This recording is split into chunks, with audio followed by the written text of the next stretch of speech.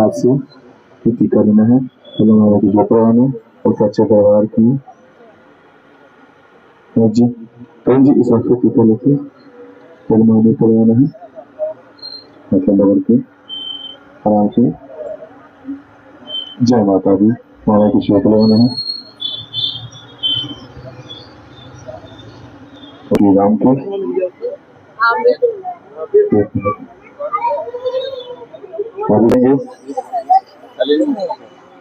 ओम सर्वमंगल मांगल्ये शिवे सर्वार्थ साधिके शरण्ये त्र्यंबके गौरी नारायणी नमोस्तुते नमो नमः। या देवी सर्वभूतेषु शक्तिरूपेण संस्थिता नमस्तस्यै नमस्तस्यै नमस्तस्यै नमो नमः। या देवी सर्वभूतेषु बुद्धिरूपेण संस्थिता नमस्तस्यै नमस्तस्यै नमस्तस्यै नमो नमः।